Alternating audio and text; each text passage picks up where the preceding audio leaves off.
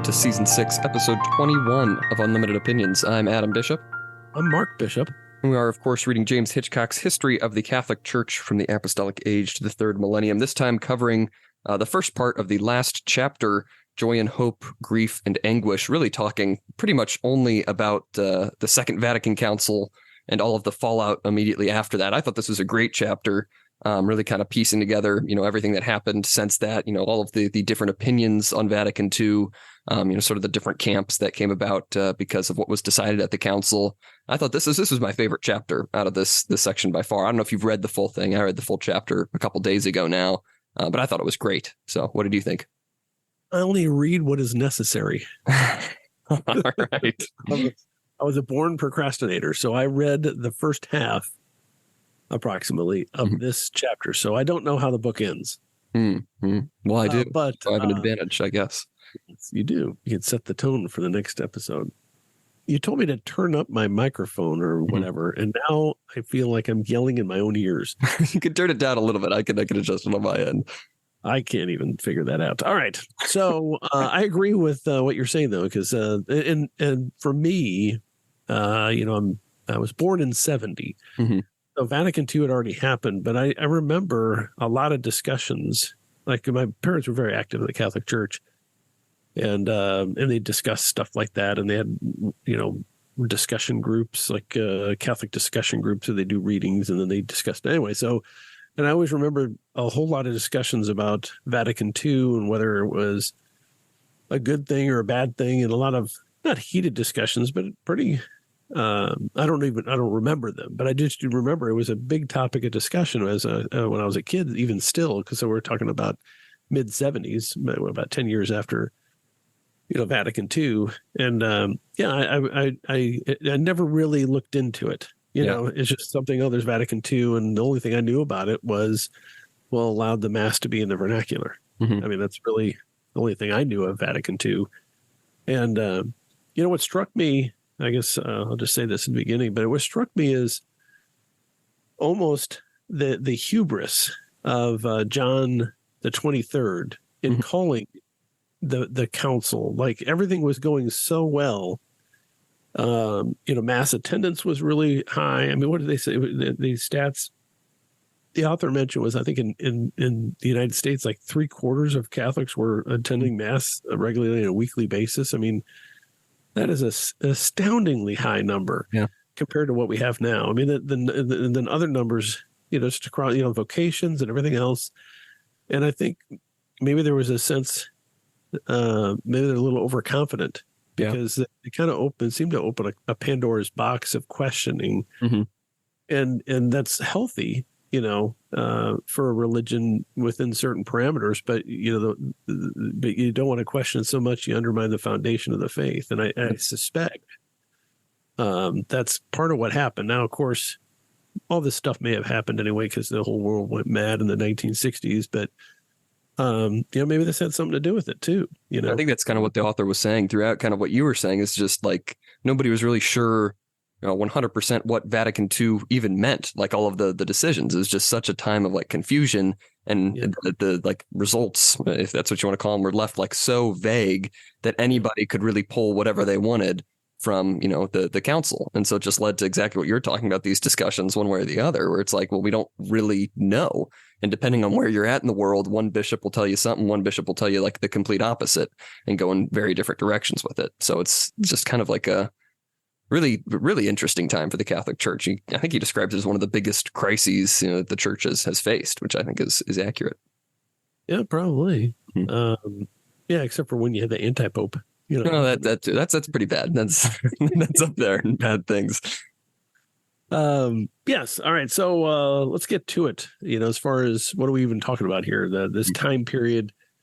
I already mentioned like the 1960s, but. Let's see, in 1958, there's a papal conclave to elect a new pope, or select, I guess you might say.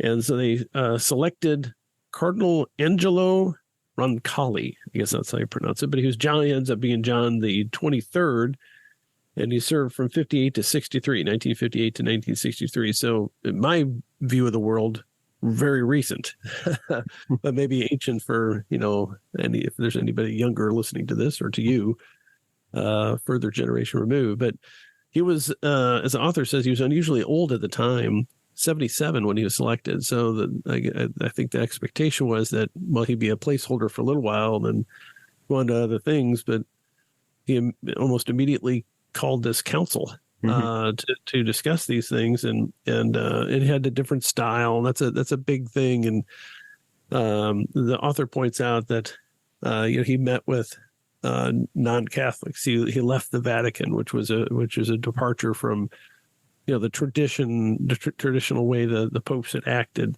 He'd receive other guests like Anglicans and the Archbishop of Canterbury. As an example in the book, the atheist son-in-law of the Soviet Premier Khrushchev, and he signaled he wasn't going to be a prisoner of the Vatican, and it sends a message, of opening up and of change, and maybe being a little bit more casual. And that's kind of what the author says. He wanted to shift from the sort of like kingly pope to kindly pastor, kind of just seem like, just an average, sort of ordinary guy, kind of welcoming in anyone, wanting to have conversations, wanting to be more down to earth than previous popes. Yeah. And I appreciate that. And I like it, but it seems like he and his advisors didn't fully consider or think through the implications of that. Every change, causes change. If that makes sense, I guess. Yeah. But you can open up, but if you don't do it carefully, you can undermine authority by being too casual. It's like, so even something as simple as, it's kind of funny. Like there's a judge in my circuit. The judge doesn't like wearing his robe. Which is fine. You don't have to. I mean, it's just tradition. It's nothing in writing that says you wear a judge's robe. But when the judge comes out the little side door, and it goes up to the bench, the bailiff will say, "All rise." The court's in session. But you could see a little hesitation or confusion in people that are in the audience that don't know who the judge is.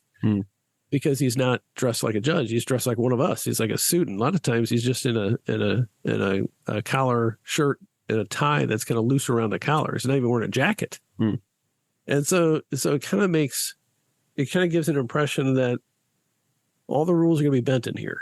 It's like, if you make an impression of an entrance and there's a formality to it, like you go to a federal court, which I haven't been in a long time, all sorts of formality, the huge rooms and very regal dress. And even though I consider myself mostly immune to those types of things, it is a little intimidating, because you have armed guards and all that kind of stuff. And you're like a foreigner in a strange land when you go in there. Well, I know we've talked about them before, but it's like the Fetterman effect is like, because, of course I interned in the Senate this summer. It's like you have these beautiful, grand hearing rooms and, everything's very, official and very, like you said, that very high level of formality. Everybody's, kind of, has that, a sense of, okay, I need to be respectful, and you'll be sitting, in this gorgeous building, this gorgeous federal building. And then all of a sudden this dude in t-shirt or shorts and a hoodie starts walking down the hallway, and it's like, that's a U.S. senator. What is this?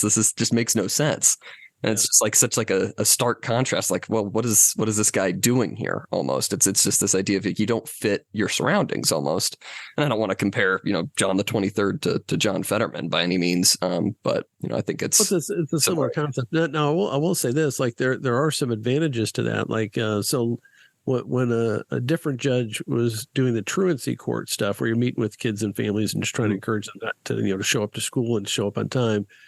A lot of times they'll take off the robe. They'll be there, but they'll take off the robe and say, "Okay, let's talk." And that has kind of like a pastor type. It disarms people, puts the people more at ease. So I think there's a value to it, but I think the just unilaterally without thought, making things more casual. And maybe he did think it out. I don't know. I'm not an expert on this period of history, but I suspect he thought it was 100% good, and very few things are, unless you're just stopping doing evil things, But anyway, so as I think that kind of sets the tone though for Vatican II, That you're opening things up, you're changing them, you're loosening the bonds, the things that bound you before to certain rules and authority and belief system.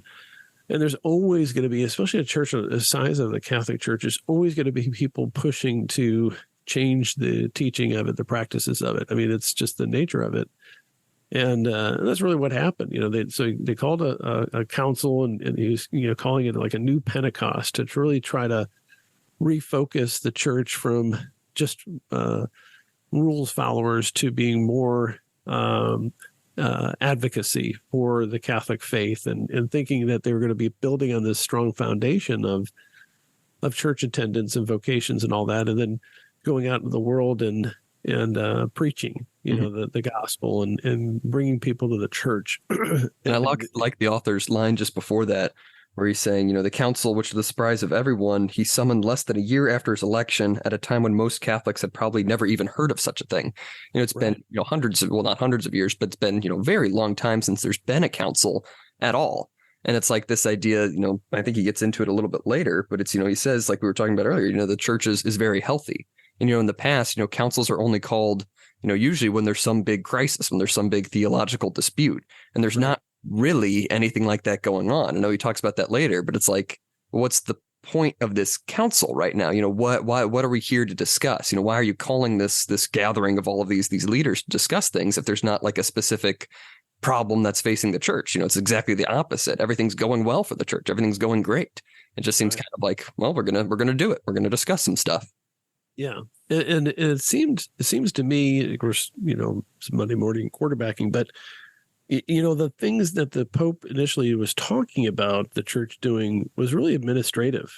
I mean, as far as being having more of an emphasis on evangelization, there's no reason why that can't be done through him just telling priests, hey, start encouraging people to evangelize. Yeah. I mean, why can't you just do that? You don't have to have a council to do that. You think you'd just be able to have an agreement. Hey, this is going to be our focus. It's going to be, the next 5 years, the years of evangelization, and a new Pentecost. Mm-hmm. So that's something that popes do all the time. It's like every year, the Pope says, okay, now this is the year of this. We're going to be focusing on this virtue. We're going to be focused on this thing. You could just do that as the Pope. There's no need to call a council to discuss all this stuff. Right. And then I think, didn't he passed away during the middle of it, didn't he? Really towards the beginning. Yeah, we ended up having a different Pope. And, once you put these actions in motion, you don't know where they're going to end up. Mm-hmm. And so he certainly had one view of it, of what it would be.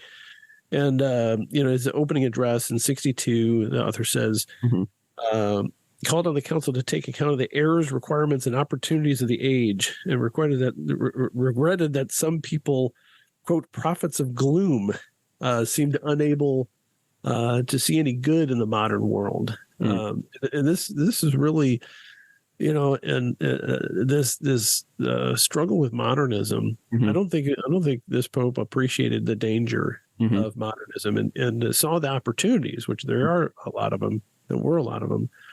But the danger to the belief system of the Catholic Church and the administration of it is severe, and it still is. But he was just kind of poo-pooing it and saying, well, we're going to get this meeting together and we should be able to embrace a certain level of modernity that'll help the church move forward. And of course, that's the opening address in 1962. And we mentioned earlier, he only reigned till 1963. He passed away, like a year later. And so he's kind of setting this tone for the council of, he does go on to say, he affirmed the infallibility of the church. Her dogmas were settled and known to all. So he's not really opening up, or he doesn't seem to be trying to open up, we're going to be changing church dogma, changing church teaching. We're going to look for new ways to promote church teaching. But then, of course, he passes away, and now he doesn't have, the ability to say, okay, well, this is what I really wanted this council to be. And so when you have these bishops, you have this next Pope, it's kind of like, well, I guess we can take it in whichever direction we want. And you kind of have those battles within the council of, what direction should we take this now that John has passed away. Right. So and I thought it was really fascinating, the discussion of how much the public was interested in. Of course, the Catholic Church is huge. I think it was, I don't know if it was bigger then than it is now, but I certainly think there were more active members.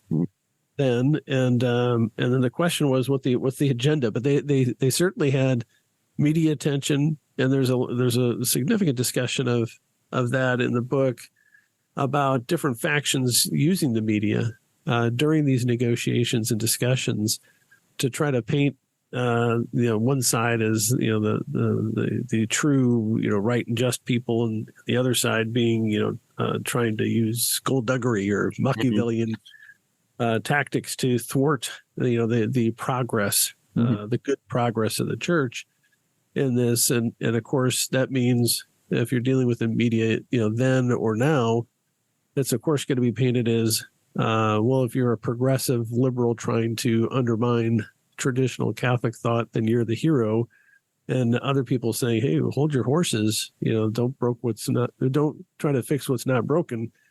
You're somehow evil. And that, I think, you can't help but have some effect on the deliberations of the group and how the discussions are moved when you have that much media scrutiny, because then you have stories written about it, and then you have local press and foreign press and all that.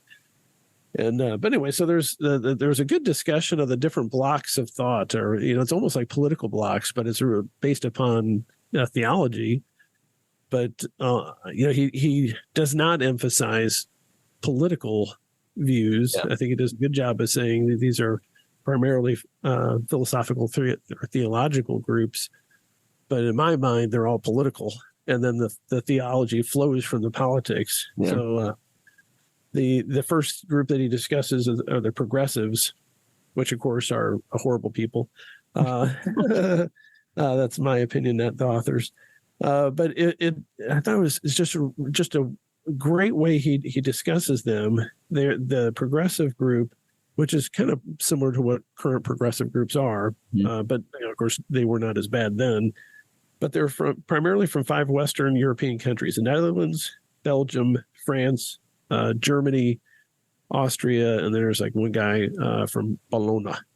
Yeah. But so they had this group, and it's funny how influential they were, but they were in areas, or coming from areas that were in decline, if anything. Like their church attendance was going down, and they were kind of in a crisis locally, as far as a lot of people questioning the faith are leaving the church and trying to change what the Pope John the 23rd had indicated was set dogma. That's what we're talking about. Well, these guys are pushing that. Yeah, I like the way he describes it. He says, the church in Western Europe appeared less than vigorous. He says, like some countries, France in particular, seem top heavy. So you have all of these really well-educated, big philosopher, theologian types who are, apparently writing all kinds of things, and they're respected by other people, within the church.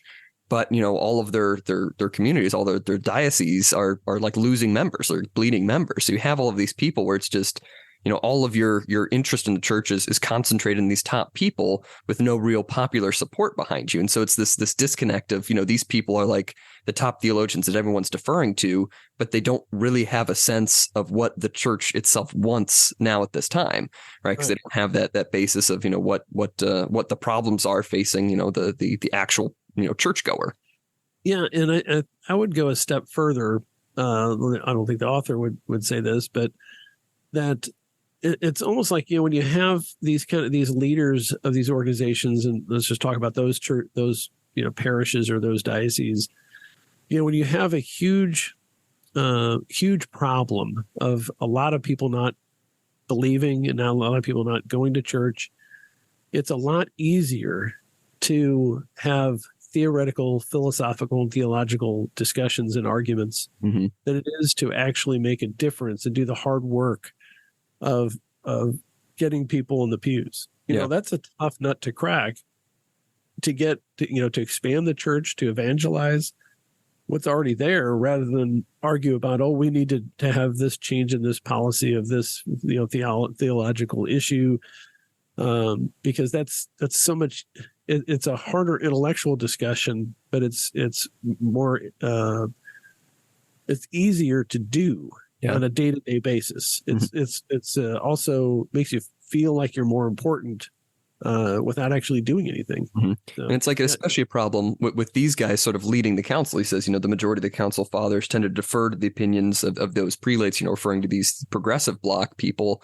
But that's an issue because like their whole goal is he says later it's the urgent need to make the faith more credible, to quote like modern man, because they're coming from these places that don't have that popular support, and so okay, we need to change things, we need to fix things globally because I'm facing this problem. And it's the people who are like in Southern Europe, the United States, Canada, they're like, well, I don't have those problems. Why are we changing everything? If it's working for us here, evidently you guys need to make some changes in your home countries. This doesn't need to be a global thing.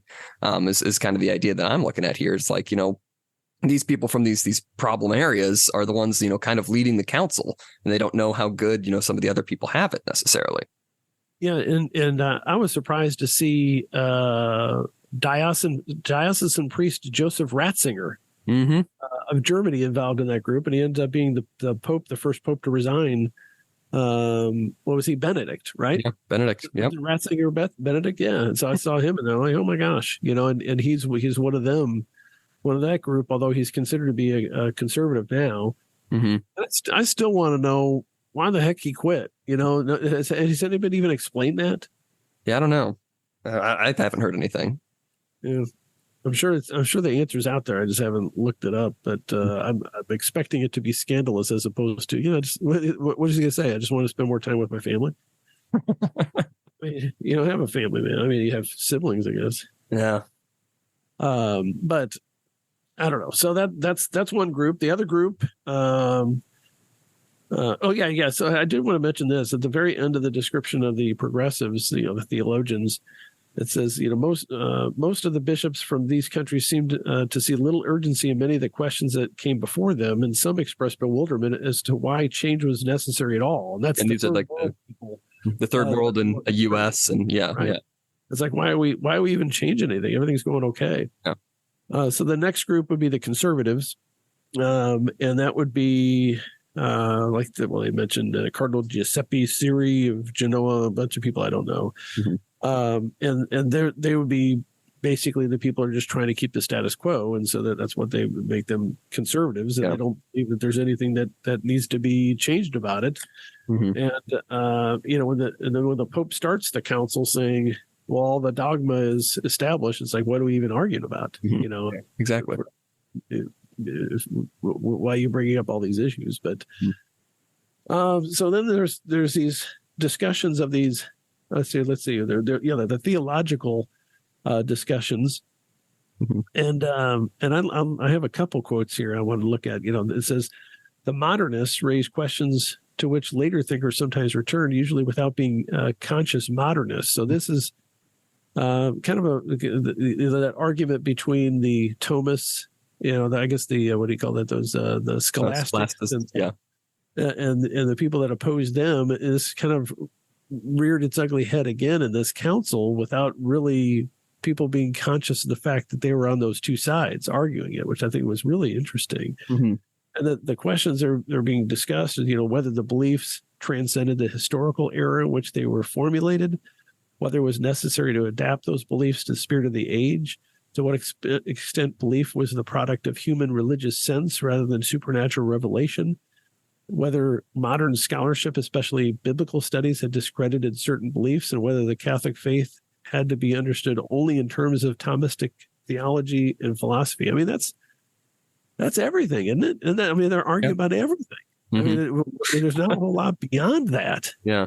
That's the foundational questions. Mm-hmm. Yeah. And so this is all the stuff like leading up to the council, like kind of forming those blocks, forming, what makes someone a progressive. And it's like, these, he says, modernism was condemned in 1907, and you had that brief period of time where, modernists were kind of like actively sought out within the church and kind of, placed on registers. This person is spreading, bad ideas. And then it's like, oh, well, we shouldn't be doing that.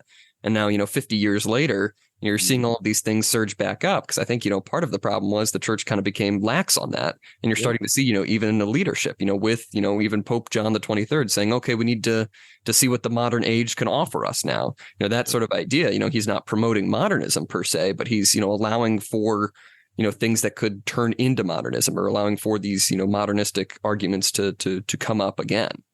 Yep. Yeah, so it's just the same argument between the scholastics and the humanists. Yeah. And you really kind of wish that that wasn't Pius. That was prior to Pius, wasn't it? That the guy that was putting people on register and I kicking. think that was Pius. I'm forgetting which Pius. Pius. I think it might have been Pius X. Yeah. He's like my new hero. I've got to read a little bit more about him. He seemed to have been right about a lot of stuff.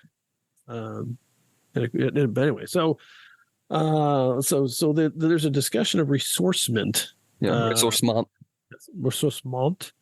which is what we were just talking about. That basically they're trying a push to return to the church's scriptural roots, as opposed to, if I remember correctly, like the more intellectual Thomistic and the traditions of the church, basically having everything based upon the scripture. Did I get that right? Like basically the source, going back to the source scriptures, right? They were kind of opposed to a little bit of the Thomistic thought, opposed to sort of like the rigorous, sort of very logical, very, regimented ideas, going back to those early church fathers, going back to what the faith originally said. So kind of becomes a conservative bloc a little later on. They're more conservative than what we're going to talk about a little bit later with aggiornamento. But this idea that, we're kind of, I don't know, it's kind of a mix of both, conservative and, liberal in a way, and that you're not wanting to stick to what we have now, but go back, further. So they still are in favor of some change, but it's a different change than what we're going to see in this next group coming up later. I'm glad you pronounced the word aggiornamento before I did, because I'm like, aggiornamento. There you go. It's close enough. So there's the next one discussed in the book is de Lubac. De Lubac. You got it right the first time. And he was accused of softening the distinction between the natural and the supernatural to the point of obliteration, making faith seem to be almost a natural human phenomenon. Phenomenon.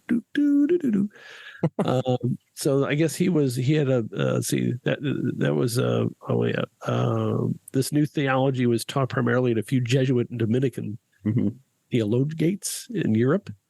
And then the next one was the how do you pronounce that? Aggiornamento. Tell us about aggiornamento. Moving in the direction of modernism, right? Yeah, because it's literally aggiornamento means updating. That is what that Italian word means. It says making the demands of contemporary culture its chief concern. So this idea that we need to make our teachings, not necessarily change our teachings, it's the mindset, but make them more appealing to the modern person, make them kind of fit in more with modern sensibilities. It says aggiornamento owed much to the Canadian Jesuit philosopher Bernard Lonergan, who distinguished the classical from the historical mentality.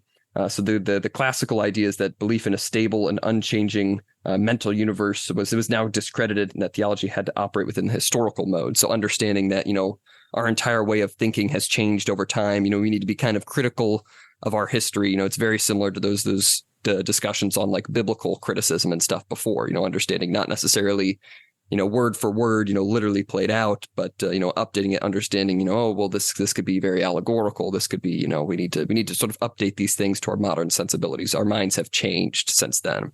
Yeah. Good summary. Thank you. So the next group would be people that believed in transcendental Thomism.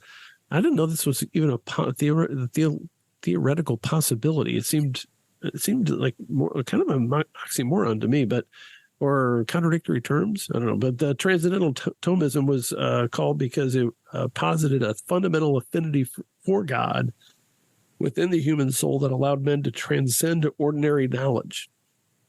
Doesn't that seem to contradict the Thomist philosophy? Yeah, I think so. I mean, I'm no expert on it. I was trying to figure out, what we're talking about, but it's basically everybody has a certain natural affinity that goes beyond just intellectual knowledge of God. So it's transcendental Thomism, I guess. And every I studied not that in particular very much, but I remember reading about transcendentalism. And man, I can't get into any of that stuff. Because this transcendental Thomism is like the belief that anyone can just kind of know God. They talk about this one theologian Rahner was talking about the anonymous Christian, who in effect possessed the faith without even being aware of it. So this idea of, like the people who are not Christians, but still, know some sort of God, well, they can still, know Christ in that way. And to me, that just kind of diminishes, the point of being Catholic or Christian. It's like we're saying, well, everybody can just know God, in their natural state. And it's like, well, okay, then why are we bothering to evangelize to people? Wouldn't it just be better if we left everyone to their own devices and they could just know it naturally? And it's just like, that just kind of undermines, I think, a lot of the point of the faith is like, there has to be some reason to be Christian, to be Catholic, because we know that these things are true compared to just, a general idea of God. Good point. Thank you. I have a bias against transcendentalism because, like, in the 70s and 80s, there's a bunch of freaks. You just end that sentence there. There were a bunch of freaks in the 70s and 80s. No, but it's like, but there's kind of like a trend, especially like celebrities trying to be Buddhists, and like Richard Gere. Yeah. Was a famous Buddhist. I think he might still be a Buddhist. No, it's like what all the Beatles thought. It's the sort of vague Buddhist flesh. Transcendentalism. Yeah. They were following some sort of Mahajarandi or whatever. What do you call those guys? The Indian holy men. I almost pronounced it right, but it was wrong. But they were following this dude, and then they realized he was just doing it to get chicks. Oh, geez. Yeah, so they left. Yeah, that's why they had all that sitar music in the Revolver album. They got real into to Hinduism and sort of like the Buddhism, aspects of that, sort of combining those beliefs, like real into sort of like the reincarnation type stuff. I think really was their big idea. I think that's a big thing with the transcendentals is like, well, your soul is much more than your body. It's going to continue to do whatever and stuff like that. So you hear a lot of that. I haven't listened to him in a while. You hear a lot of that from Joe Rogan when he talks about tripping acid. And I think the Beatles did a lot of that too. So maybe there's a common thread there. Yeah. And there's other worlds and there's a deeper understanding. And I'm thinking, well, really, you're just like, you're on drugs and you're in the fetal position, dude. You're not rediscovering the universe. Probably, but maybe you are. Maybe it's all in your head. I don't know. All right. Then there's phenomenology. I think I said that right. Phenomenology. What do I want to talk about that? You would probably like that. Isn't it about language and stuff? In a way, he cites, Edmund Husserl, the founder of phenomenology, philosophy that sought to understand reality as it was actually experienced by men. Oh, that's right. Yeah. Yeah. So it's. And I thought it was. They made a good point in this, kind of describing it like that things have some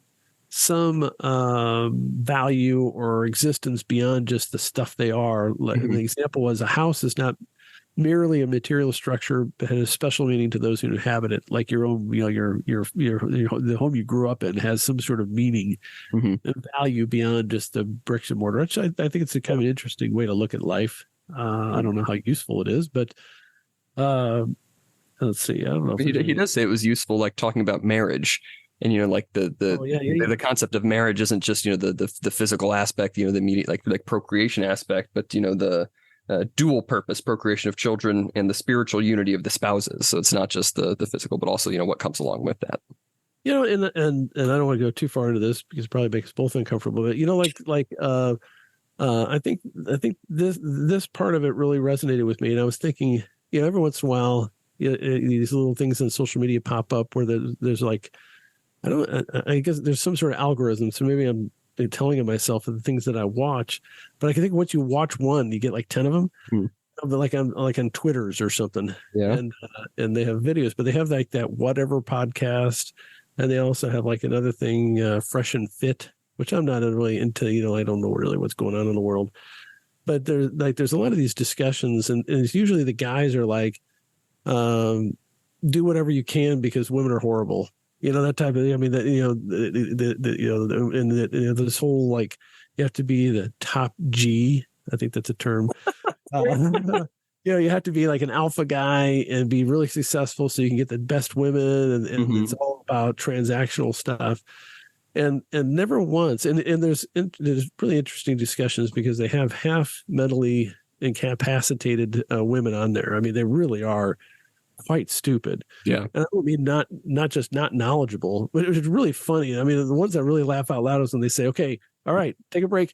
Everybody name 3 countries. and and not any of them can. Yeah. Not any can name 3 countries, and they'll be like Houston. Like, what?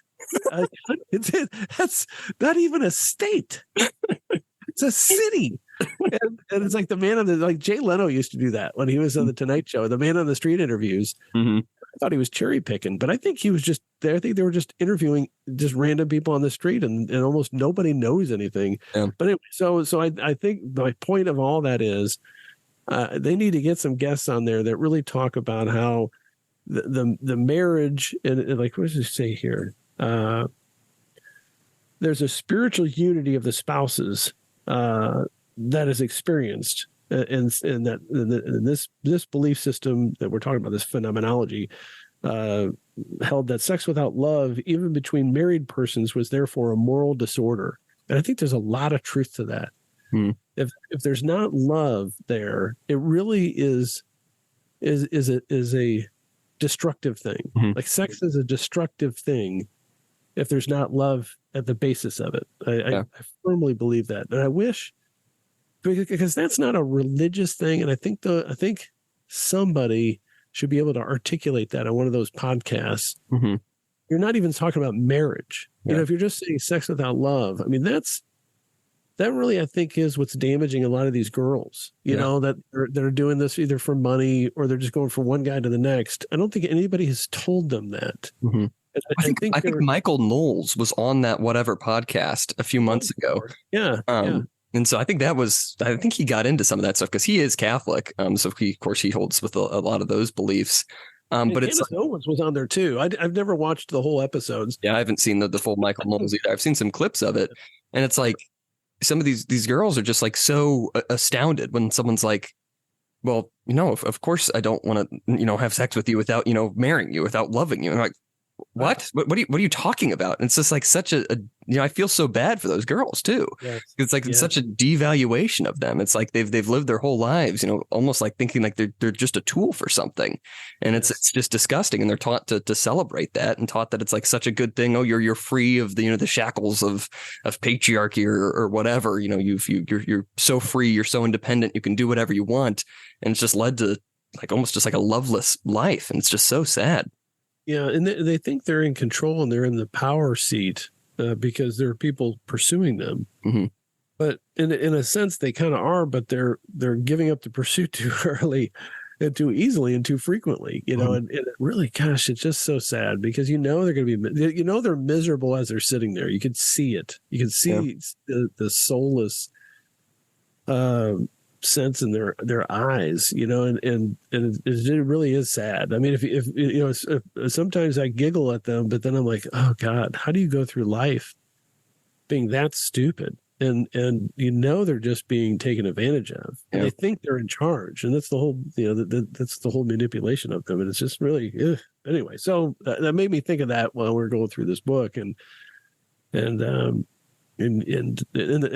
fact of the matter is, families aren't even talking about religion or philosophy or ethics or anything like that anymore with their kids, you know.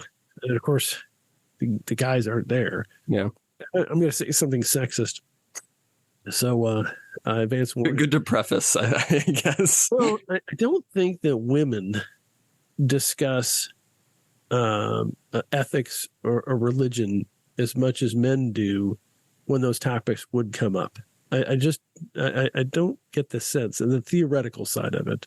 You know, it's they'll talk about social mores and ethical behavior within a certain scenario, but not the theoretical stuff as much, if that makes any sense.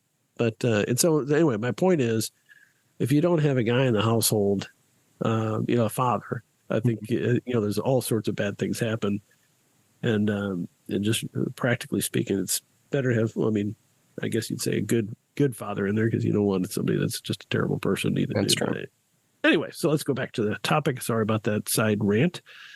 So the next group, or the next philosophy or theological idea. Yeah, there you go. Personalism. And this is basically that they believe that the truth was known not abstractly but by intuition, which I don't know how much is different that is than the transcendentalism type stuff, but the leader of this type of school of thought, Emmanuel Mounier, somewhat undermined by his sympathetic ties to both fascism and communism. He had a double play there, so that probably didn't help much. Yeah. But then, it talks about on birth control and other issues, there were stirrings of dissatisfaction in Western Europe especially, and there's a growing sense that the church needed to try new ideas in order to stem the religious decline. You know what should have happened right then and there? The Second Vatican Council should have just kicked out all of those people in Western Europe, because you know what? They all left the church anyway. And they just said, F you. If anybody wants to be a traditional Catholic, they can stay in the church. And we understand the numbers are going to decline in the next 50 years. But if they would have done that, the rest of the church would be much better off, because we lost all those people in Western Europe. And there's no Catholics there anymore. Yeah. Yeah. And it's like the only their lasting impact is like the theological stuff that they spread and they propagated. That's now, I think with a lot of people in the United States now too. And so you lost all of your members and you spread these bad theologies that are going to make more people leave the church. Right. All right. So keeping it moving along, there were certain councilor decrees. So there's one about biblical studies and revelation. So Leo the 13th. So is he the successor? Leo the 13th. No, Paul the Sixth was the successor to John the 23rd. So I think this is before the councils. Leo. Oh yeah. Oh, I'm sorry. Yeah, sorry. Leo the 13th had already affirmed in principle the legitimacy of archaeology, history, and linguistics, as long as they were undertaken with the spirit of faith. So that was already done. And under Pius the 10th, the Pontifical Biblical Institute was established in Rome for those purposes, to study, the writing of the Gospels. And there was already an understanding that, the Gospels and the writings were, both scripture, word of God, but also written by men. And you should be able to study the context of the language that was used. I mean, it only makes sense. I mean, if you're going to try to figure out what the word of God is or is written down, you got to know what the words mean in the context in which they're written. So, so that was already there. And Vatican II strongly urged Catholics to make Scripture the center of their spiritual lives, which is great. I do want to touch on something you just skipped over. The section says, that's all right. During the 1950s, scholars at the École Biblique produced the Jerusalem Bible, and that was one of the first Catholic translations directly from the Hebrew and the ancient Greek into what was originally French. And then the English later on did the same thing, sort of relying also on that French Jerusalem Bible. One of those translators was J.R.R. Tolkien, and another was Anthony Kenny, the author of the first book we read for the first season of this podcast. And that's the Bible that I use that I have on my shelf back there, so the English Jerusalem Bible. The Anthony Kenny version? Yeah, well, he was one of the authors, or one of the translators, as well as J.R.R. Tolkien. I have, I need to open it, but I have an old Catholic study Bible. It has it's like annotated on the side. It's like the official church teaching with regard to each kind of section. It's cool. I have to dust it off. I need to read the book of Job. That's a good one. I also like Ecclesiastes. Ecclesiastes is probably my favorite book. What's Ecclesiastes about? It's one of the wisdom books. So it's somewhat like a collection of sayings. Like the theme is it's the vanity of vanities, all is vanity, if you've heard that before. But essentially, at some point, a lot of things seem pointless because we're all going to die anyway.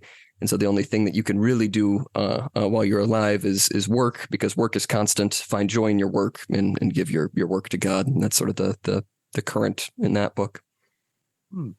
There's I forget what the scripture is that Samuel L. Jackson's character says in Pulp Fiction, but I need to look that up because he says it right before he shoots people, and he says he started having a crisis of conscience, and he's in the movie.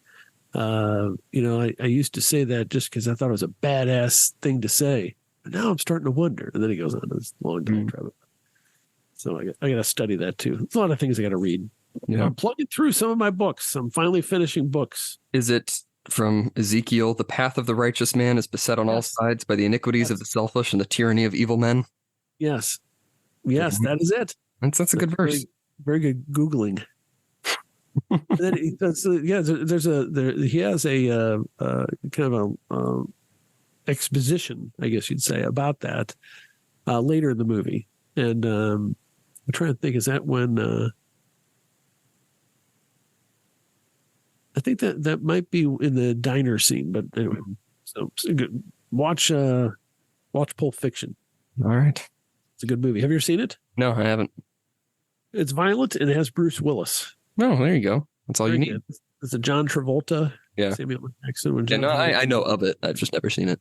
It's great movie. Very, like violent and upsetting. Of course, it's a Tarantino movie. Yeah. All right. So, the next discussion topic for the decrees, tradition. The council reaffirmed the authority of tradition, which is that theory that it didn't just have to be in the scripture. There was a certain amount of practices and beliefs that were handed down by tradition of the Catholic Church, primarily, I think, like the first 100 years of the church. And the Bible was as received not by individuals, but by the ecclesial community, guided by the Holy Spirit. So that's still part of the Catholic faith and Catholic dogma. So affirming, we're not, sola scriptura now. There's still a scriptural backing to all of our traditions. It's tradition is still, one of the most important sources of authority in the Catholic Church. Yeah. For example, the Assumption, which I don't think we're in the Bible, right? I don't think so, no. Anyway, so the mystical body, the theology of the church was a basic concern of the council, and talking about, let's see here, sought to recover a sense of her as a spiritual entity that transcended her institutional structure. So it's not just, who gives the orders and that kind of stuff. But there was, let's see, I'm trying to think. That not merely living piously and morally in order to receive grace, but entering into a mystical union with Christ himself as part of this mystical body of the church. So that was affirmed. Yes? Yes.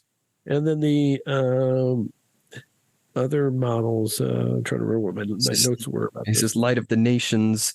The church is the people of God, the new Israel of Christ's followers, and the pilgrim church. So sort of like the idea that, the church is both a guiding force and that it's also, our time here on earth is temporary. We're pilgrims going on to eventually, hopefully go to heaven. Yes. And then there's a discussion of hierarchy. Vatican I had defined only the authority of the papal office, but not of the bishops. So what do the bishops get to do? And there's this topic of collegiality, which bishops were not simply agents of the Holy See, but had apostolic authority in their own right in their own areas. Of course, that if you allow that too much, then you end up having little fiefdoms or whatever. And that was a big worry of the fathers, is they thought that would bring back conciliarism, where it's like, sort of the idea that, the bishops will just vote on something and the Pope is just kind of the nominal head of that, but it's really like a decision of all the council of bishops. Yes. So then there's specific morality issues as they apply to modern practices. The Vatican II reaffirmed the Catholic teaching that contraception, reaffirmed the Catholic teaching on contraception, that it was wrong. Only a few months after the Church of England became the first Christian body to justify the practice. Frickin' Anglicans. And there's a discussion of the rhythm method. But there's, it's really funny when you have the primary purpose of marriage is to have kids, then there's always the what do you do with sterile couples or people that are too old? Those are always paraded by the church. Just because it's impossible doesn't mean that wouldn't have been your purpose, I guess. True. Anyway, so the pill was a big deal. And I think people are just now starting to wake up to the adverse effects of the pill. And I don't know what the solution to that is. But the pill was even endorsed by some bishops, several bishops, I think in the Netherlands, in Belgium, were the first to allow it, and you see that come up time and time again. Yeah, he does say that Paul VI, of course, the successor to John, Yes. just took the issue off the floor of the council entirely. He says we're not discussing this at the council. He pointed like a special committee to Right. talk about it, and then they produced their own thing. But he's like, this is not something we're talking about here. This is sort of just its own issue now. Yes, that's a smart move. Take it off the table, and we'll deal with it in a different manner. Because otherwise, they never get a resolution of it. Properly. And because a couple in that leading progressive bloc were from the Netherlands and Belgium, which, as you just mentioned, were some of the bishops to approve of it. I don't know if it's those exact bishops, but clearly there's sort of that cultural belief there in those countries. Yeah, I'd never heard of these worker priests, which is the next section of the book.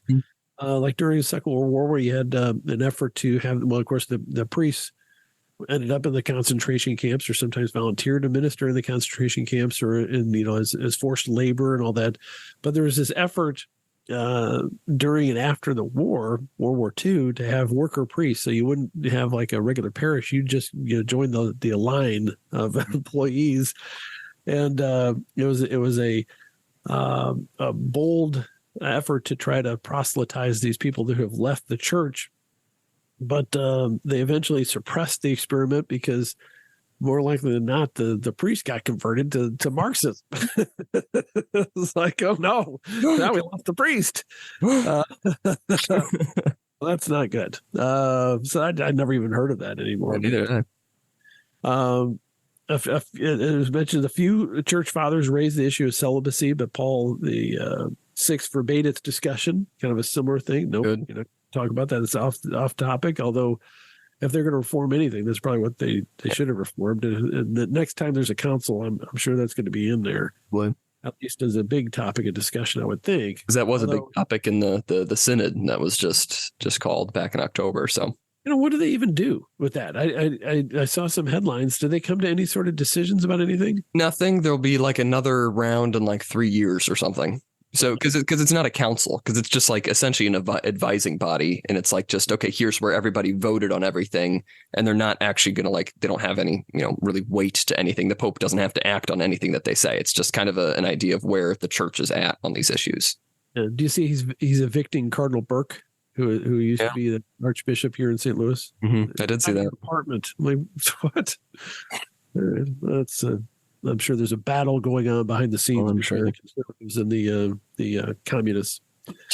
No, I mean, it's just the truth. Yeah. Religious life, I don't think there's really much ahead on that one. Call to holiness, the basically trying to have a call to the laity to be priests in their own way and to evangelize the faith. There's a big push for that. Mm-hmm. It's lay apostolate, trying to get the lay people in their different societies and groups, and lay theologians to be more active in the faith, which I think is great. But I don't know why you need a council to even talk about that. It seems administrative to me again. But the apostolic mandate, we're all apostles. I don't do any of this, although I have to say I do some of it in my own way. But it's not easy. It's not easy to talk about, and I don't like talking about religion with people because they're wrong. But I usually get a couple chuckles. Usually if people tell me whether they're not Catholic, I say, well, nobody's perfect, and that helps open the door. Although I did. I did seem to aggravate some people where I was mentioning, well, we're all Catholics. Some of us don't know it yet. That's the Catholic belief. Because we're all, it's one Catholic church. It's not my fault you're not part of it. That's not well received. I think it's really funny. I think I giggle every time I say it to somebody. I bet you do, especially if they're Lutherans or Eastern Orthodox. Yeah. The Lutherans are the easiest, I think, to get riled up, in my experience. Yeah, that's what I've seen. You just have very unique Lutherans. You Lutherans usually just shrug their shoulders with me. They're like, whatever. We just don't want all those statues. Aren't they like "What's Up with Mary"? Aren't they one Yeah. of those? Well, that's like all Protestants. Yeah, and why you have to do what the Pope says? That's what they say. We got all this. Why are you worshiping statues? All that stuff in the church, and then why do you think Mary's a god? And then why do you think the Pope's a god? Like, good question. It seems like just a dude to me. But anywho. So what else do we want to talk? Oh, the liturgy. Yeah. This the is the big liturgy. thing. And that's the big thing. And it seems like that, the author is saying it certainly didn't mandate the change of the vernacular at the time. It just authorized it to happen, but it seemed like it just happened everywhere. Yeah. And now I don't know, this really confuses me now. So Vatican II said it used to always be in Latin. Mm-hmm. And the argument, as I understand it, was everybody says the same mass. Mm-hmm. It's Latin. It's Latin here. It's Latin in Mexico. It's Latin in Spain. It's Latin in Germany. We're all doing the same mass. Mm-hmm. Literally, it's the same words. And of course, it's always going to be different if you change the language, as you know, as a linguist. Yeah. And so that's been allowed in the vernacular. What I don't understand in modern times is like our current communist Pope is really trying to cut down on the Latin Mass now. Mm-hmm. I'm wondering, why is that? Yeah, I don't understand it, because it is, to be fair, a little more than just, changing the language, because Vatican II did cut like some prayers and did change. There's a big discussion of, which way the priest should face. Should he face, with back to the congregation or forwards? And so a lot of the Latin masses go back, not just to changing the language, but bringing back all of those practices from pre-Vatican II. But again, I don't know why that wouldn't be allowed. And I think that's a big question for everybody who's a proponent of the Latin Mass. Is like, well, this was what we did for, 1900 years. Why aren't we allowed to do this again? Vatican II did not forbid it, found nothing wrong with it. In fact, it didn't even require it to be changed. And so it's like, it's just this weird, why are you targeting it in this way? Because the understanding in Vatican II was like, well, we want people to understand it. We want it to be approachable. We want it to be this. But it's like, well, if people want it the other way and find that approachable, find that what they want, why not change it back? Why not let them do that? Yeah. And I was just watching an interview with a bishop, not like a relative, but like a bishop. Yes. And he was explaining, the rules for the Latin Mass. Mm-hmm. And he said, number one, it can't be in a parish. What do you say? Parish church, or the cathedral. It has to be in a chapel. Oh, interesting. Which I did not know. And he said, and it had to be a priest that performs that mass has to get permission from the bishop. Mm-hmm. And that's for priests that have already been ordained. Any new priest that wants to do it has to get permission from the Vatican. Wow. Huh. Yes. So they are absolutely trying to weed it out, over the long haul. Yeah, that's wild. They'll just say no to any new priest, because I know that's no new priest can say, well, I wanted to do the traditional Latin Mass like I used to when I was a young priest. And they're like, okay, just as long as and you have to, if you're going to do that, you have to reaffirm the current liturgy as the true and correct liturgy, but you're preferring to do it in the Latin, the old Mass. Yeah. So you have to that priest that's requesting it out of the bishop has to reaffirm in writing that he believes that the current liturgy is accurate or the best or whatever. Which is just strange. It's because it's again, like we were saying, it's what was done for a while, but it's to bring it into to current events as well. That's been a topic in the Senate. I don't know if you saw those clips of Hawley talking to FBI Chief Wray, because there was that memo that found out that they were trying to get plants within traditional communities. They interviewed a priest and a choir director in, I think it was the Society of St. Pius X, which is like a big promoter of the Latin Mass, big organizer of the Latin Mass, to try and get them to be FBI informants to report on dangerous traditionalists within these Latin Mass communities. It's crazy. It's absolutely absurd. Yeah. So this is my advice to everyone and anyone: never, ever talk to the FBI. You never talk to the feds. Don't do it. Yeah. You never, ever, ever do it. Mm-hmm. There's nothing good comes of it. So Yeah. the FBI, it comes to your door. Nope. Saying, thank you for coming by. Yeah. I won't even give them my name, for crying out loud. It's fair.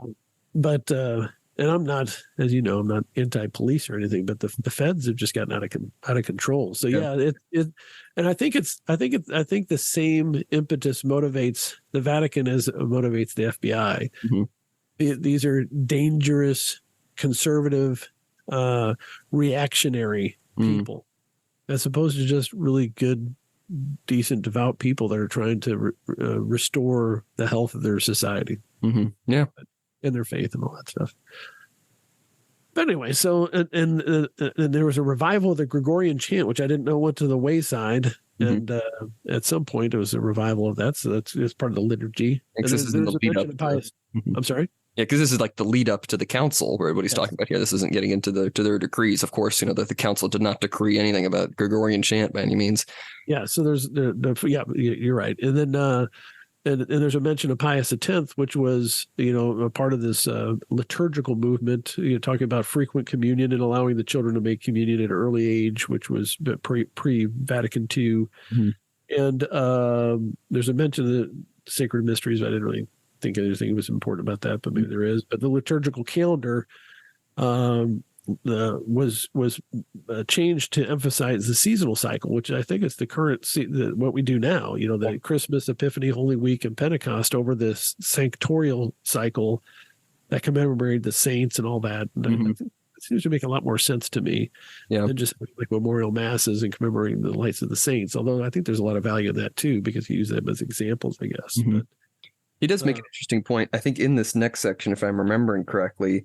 But he's saying, with the liturgical movement, you had this social dimension, or maybe it's a little bit later with the outcomes of the council. But he's talking about, there was sort of a discouragement for priests to even say the mass like by themselves. The idea that you need some sort of congregation that kind of ended up raising the question of like, isn't the mass supposed to be for everybody, for all of the souls, in purgatory or in heaven, all the people have gone on before us. And it's like, okay, well, this now seems more of like a communal gathering if you emphasize that too much, rather than this deeply spiritual, deeply religious practice, if you like forbid priests from offering the mass by themselves. But I think that's a little bit later in the book.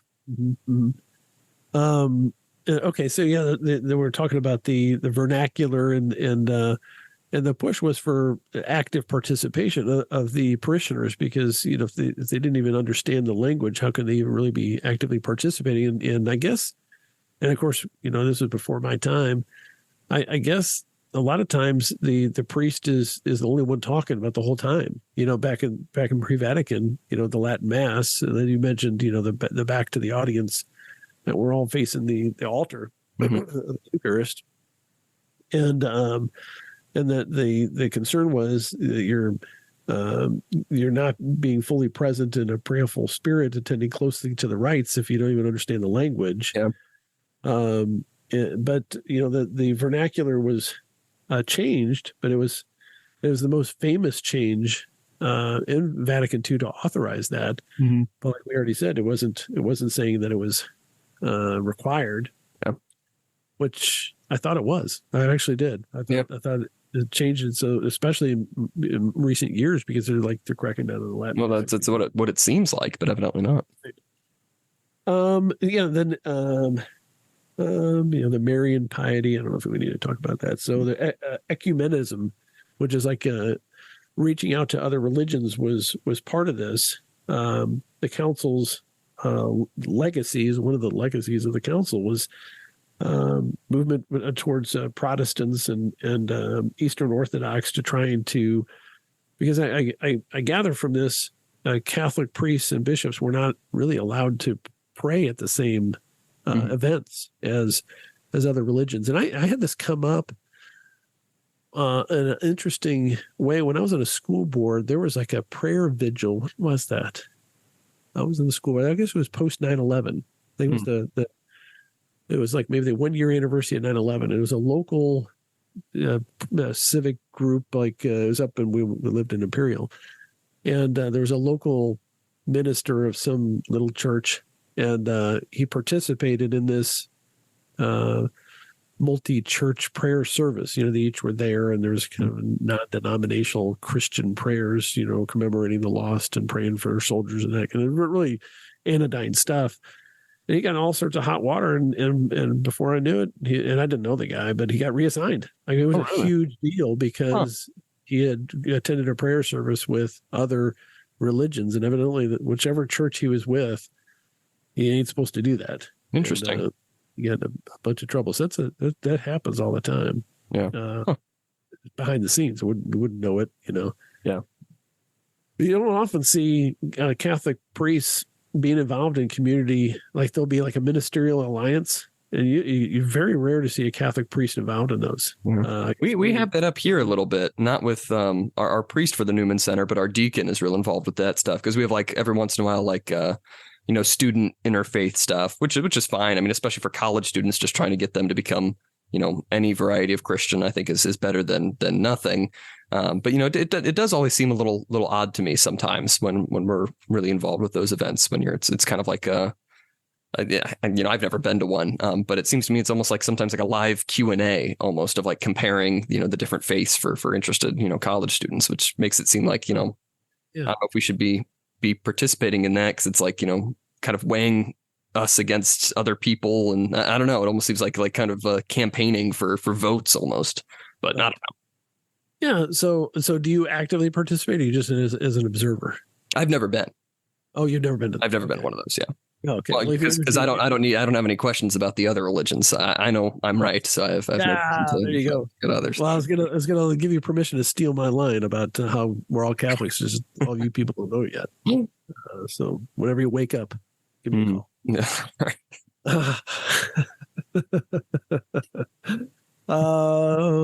So yeah, there's further discussion of this was like they had they invited observers to the council from other religions, which was the first time I think they ever did that.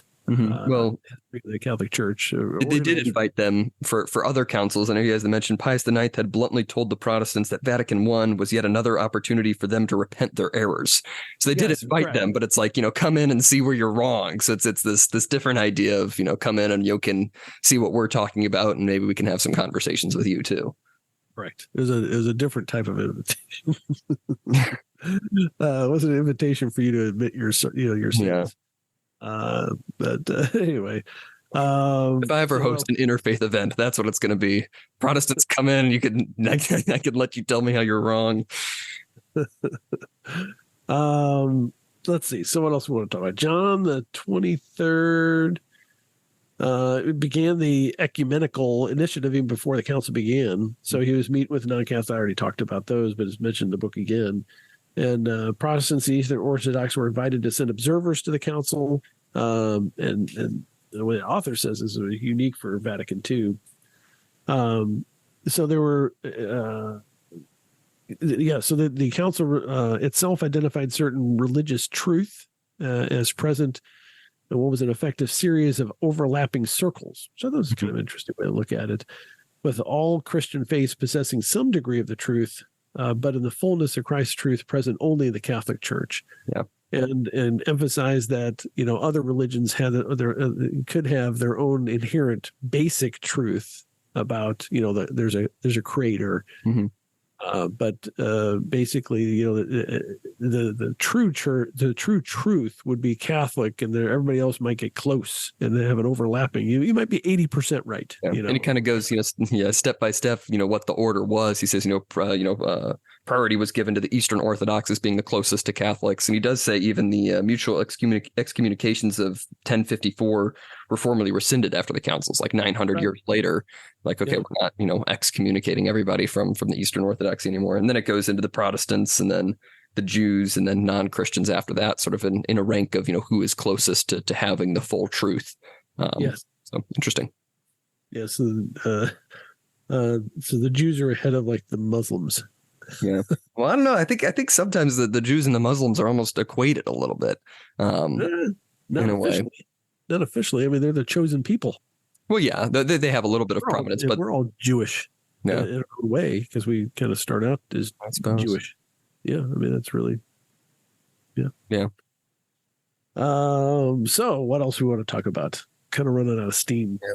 Church and world is the next section. Yeah. Talking about the social doctrine. I don't know if I want to go through the church and the world. Do I? Yeah. I mean, like the whole social justice baloney. This is really the start of it officially being church teaching of the left-wing social justice stuff. Yeah, because what he says, and just to summarize really what this whole document, this Gaudium et Spes, which is where he gets the title of the chapter, this is really the document that contained all these decrees. Gaudium et Spes means joy and hope. And the next few words of the document are also grief and anguish. So talking about the state of the world. He says, it's a wide agenda attempted to deal with all aspects of the modern world, human sense of alienation, the economy, war and peace, the family, many other things. We talk about the plague of divorce and the abominable crime of abortion. So there are, some efforts to say, we are not like the secular culture, but a lot of it is also, we need to welcome in, other viewpoints, this ecumenical desire and, recognizing, that we need to sort of be up to date with modern sensibilities in a way, look for ways to bring people, into the church from the modern world is really sort of the goal of this document.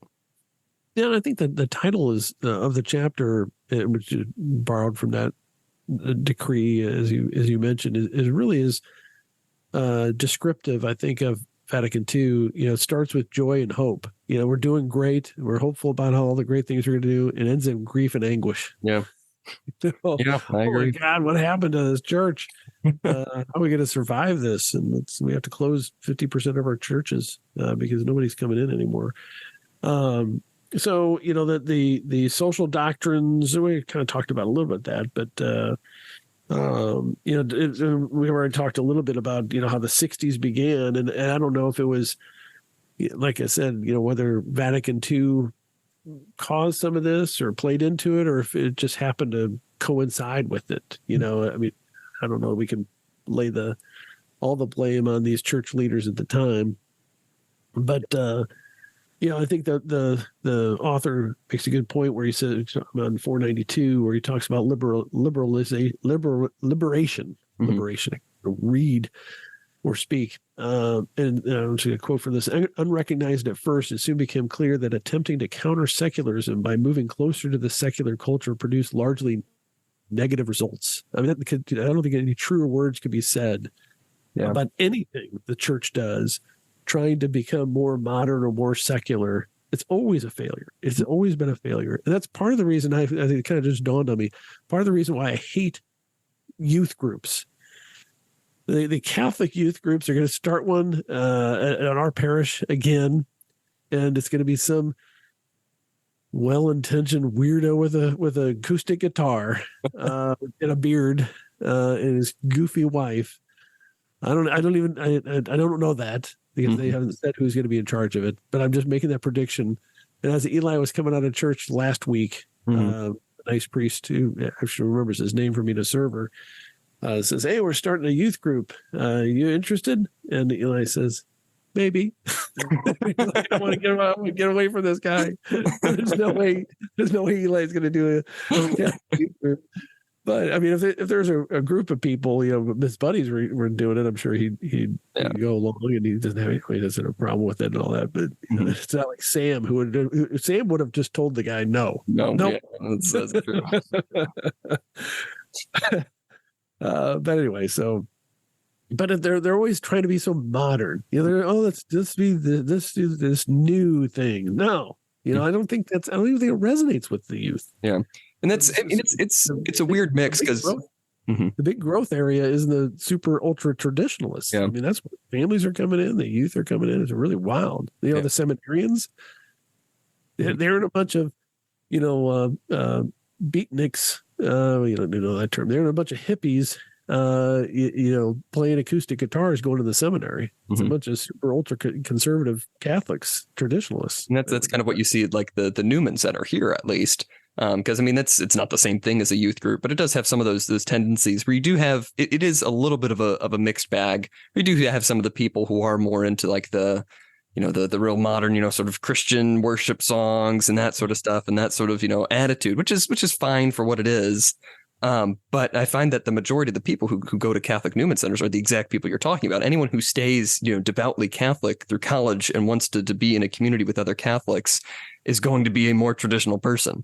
Because if you don't hold those traditional values, it's like, well, I'm not going to bother going to the Newman Center. I'm not going to bother joining this group. And it's like, well, that's who you should be appealing to is because you want to bring back something that differentiates Catholicism from everybody else. You need to make it clear that, you get some benefit from this that isn't found elsewhere. And by trying to make it like everything else, you just diminish a lot of the value of Catholicism. And we'll never be as good at it as the other non-denominational churches. We're never going to have a sound system like them. We're not going to invest the money in it. It's never going to. We're never going to be able to do it as well as them. So I try. And I would say this. I think that you get better participation in Gregorian chants than you would in this bullshit acoustic guitar new Christian rock music crap they want to play every once in a while at our church. I agree. Right, crazy.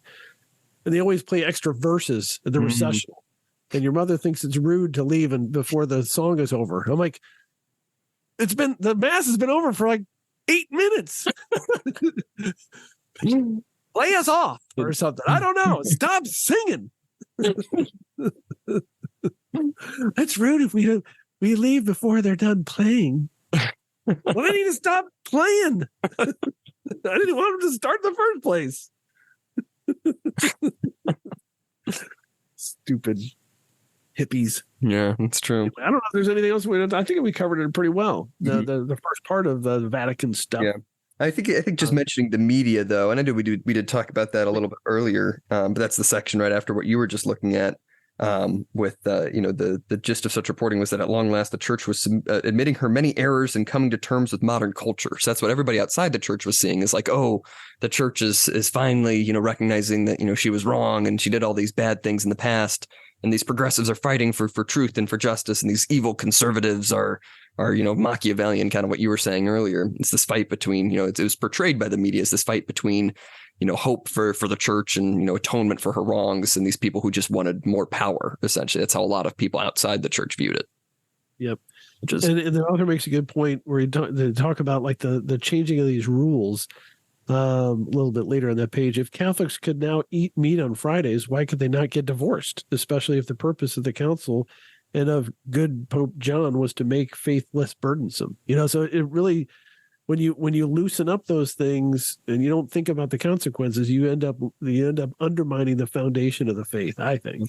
And I think that's really been borne out in Vatican II and what has followed. And he does say, kind of what we were saying earlier is, on the whole, the bishops themselves made little systematic effort to catechize the faithful, including priests and religious, on the council's meeting, and relied instead on certified experts in every area of church life. And so it's like these people are not taking the initiative even within their own diocese. They're not coming forward and saying, well, no, this is what Vatican II said. They're saying, okay, well, let's defer to this writer from France or something. He surely has the ideas. He's the expert on this. And it's like, well, you are the one in charge of your parish. You should be educating your people. And I think if there had been more of an initiative about that, that would have stemmed a lot of the media, issues. That would have stemmed a lot of the confusion afterwards. But I mean, clearly the author's like, well, that just didn't happen. Yep. And then after Vatican, you get these Episcopal conferences that are mentioned in the book. The Catholic bishops, United States Conference of Catholic Bishops, where they're pontificating about the national defense and economic justice and pastoral care of homosexuals, and getting all these social issues.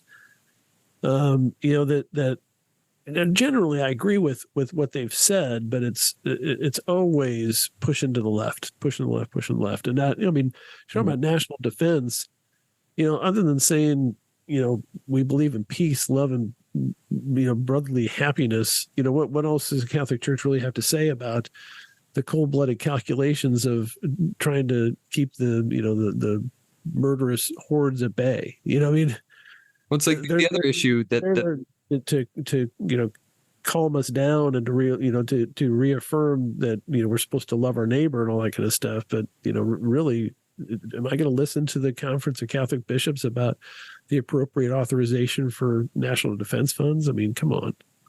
And the other issue is I was saying is that the author says is like these opinions are presented as the collective opinions of the hierarchy, but that some bishops found seriously deficient. And so it's like they'll issue these statements and it's like, okay, well, this is what the whole church believes. And it's like, well, okay, this is what your council believes, and maybe not even everyone on this council or on this conference, I guess I should say. So it's this issue of even sometimes I think leading people astray a little bit or not giving the full picture in some circumstances. Yes. Truth. That is where we end, and we'll have another part 2 talking about the crisis of faith, I think most especially. But that was really everything about what was in Vatican II, like the council itself, their decrees. And I think it's very interesting. Like I said earlier, this is one of my favorite chapters. But I think it's very interesting. Vatican II said really very little. Like the biggest like concrete change was, the permission to have the mass in the vernacular. And even that wasn't a requirement. Everything else was just kind of open-ended questions that almost didn't have answers. And you were just left to say, oh, well, I think this way and I think this other way. And you have these competing factions now coming up, which we'll talk about next time. And I just think of this as really just a poor decision to call this council at all. It's like if you don't have a specific problem that you're trying to solve, I think people will find problems that they see. And if you're finding problems, you're just kind of making up things, and you're just gonna lead to more problems in the long run. You're trying to solve something that clearly wasn't broken.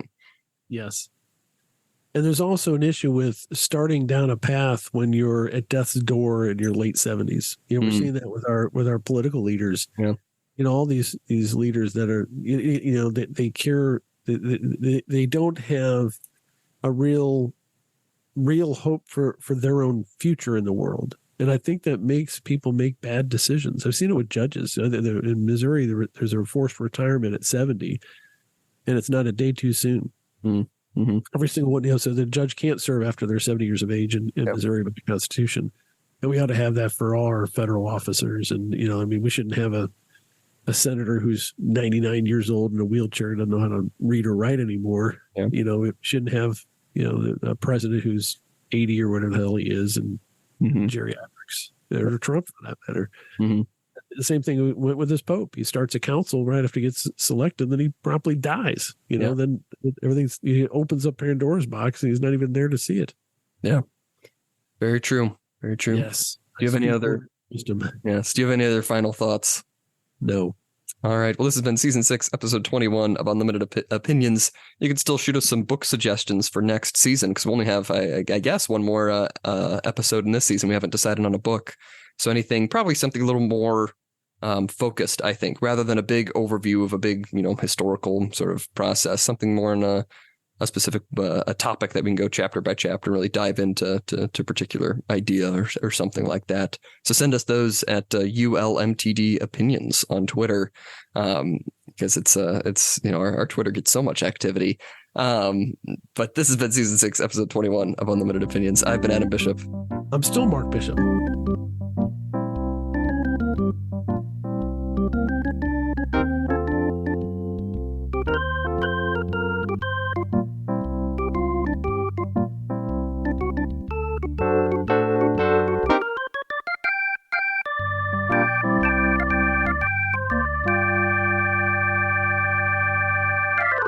I see you're keeping up with saying it a different way each time. That's good. Do you think you've done it a different way every 150 episodes we've done? No, most of the time it's a question. Yeah, that's true. You do that a lot. It's a good bit that you do, I guess. I want to do an angry one. Oh, that's you accomplished that, I think. Very in the spirit of Vatican II. My spirit. Vatican II. Yeah, angry at it.